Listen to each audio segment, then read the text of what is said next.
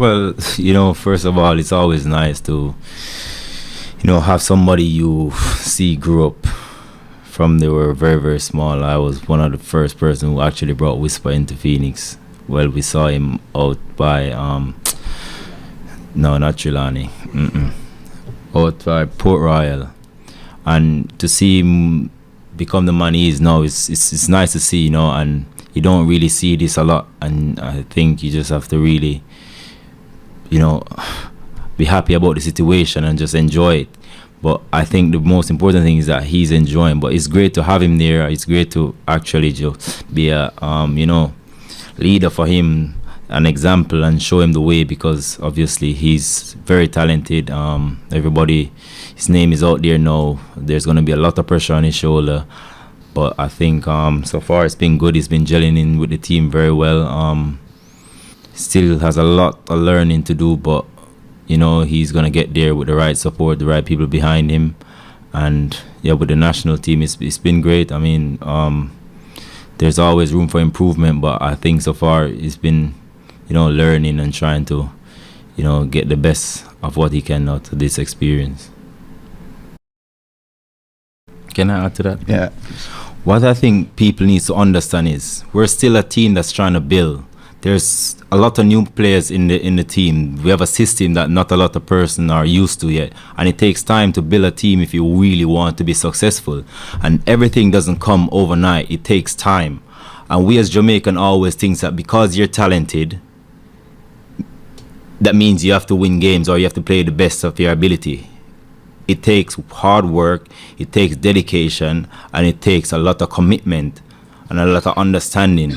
And sometimes we just need time to build as a group. As you can see, we have great players in the national team as right now. We have a great coach. So we just need to build, and we need people to believe in the progress and the process and just be together as one, because that's what we need. And you can see as we go forward, the team is only getting better and stronger, and it's only going to get even better. And I think that's what we all need to understand sometimes. We need time to build as a group, and that's what any good team has to do. Any good team at all has to take time to build to be successful.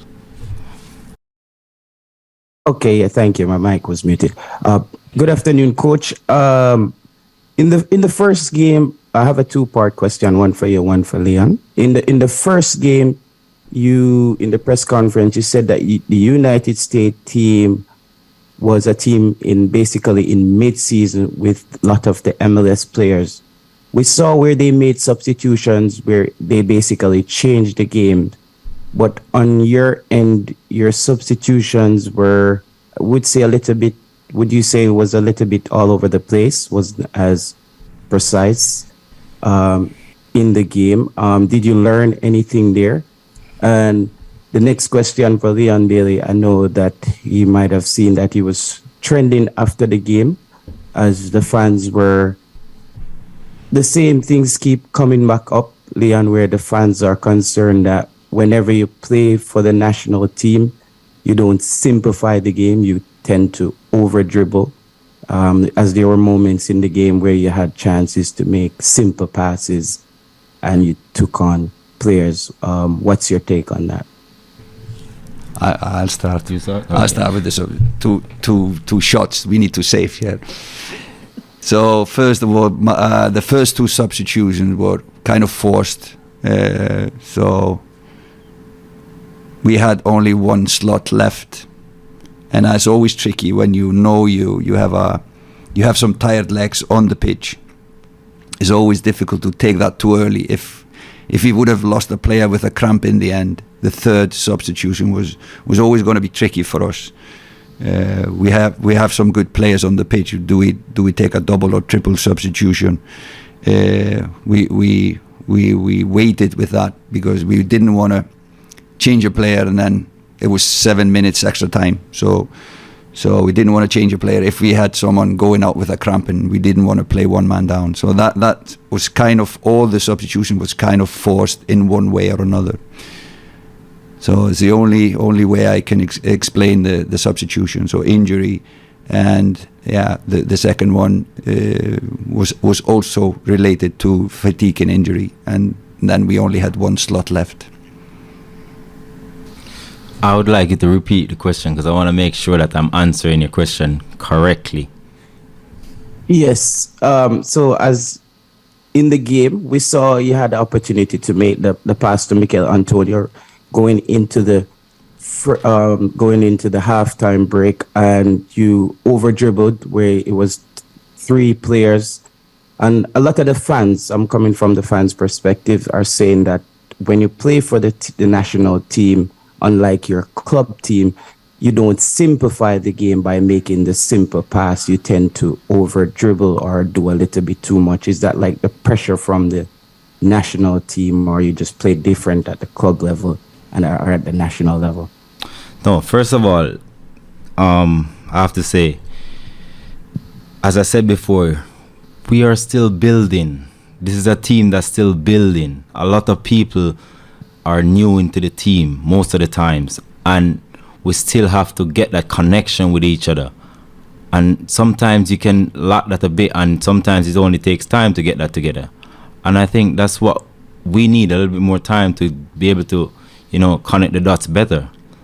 But in terms of me, everybody know who Leon Bailey is. Do you know how much pressure I'm always under when I'm representing the national team?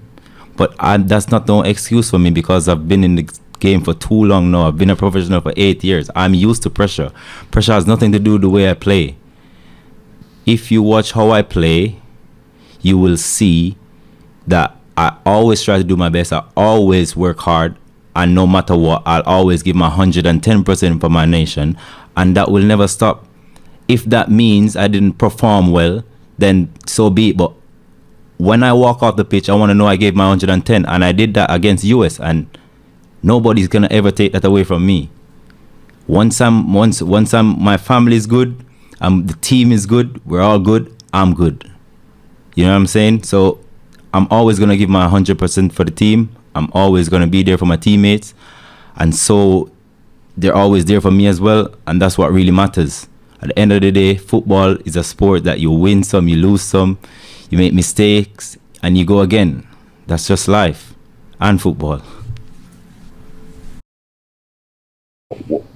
What can you say to Jamaicans regarding patience with you, and when eventually we'll see your best? Don't get me wrong. I did not say I'm under pressure. I did not say that. Don't get me wrong. I said, with my name comes with a lot of pressure. I did not say I'm under pressure. I'm not under pressure. Every time I go on that pitch, I always make sure that my head is clear and I go out there to play the game of football that I know to play. I'm a professional player, been in the game for 8 years, so I know how to prepare for a game. I know how to handle pressure, and I've been doing so quite well so far. So I did not say I'm under pressure.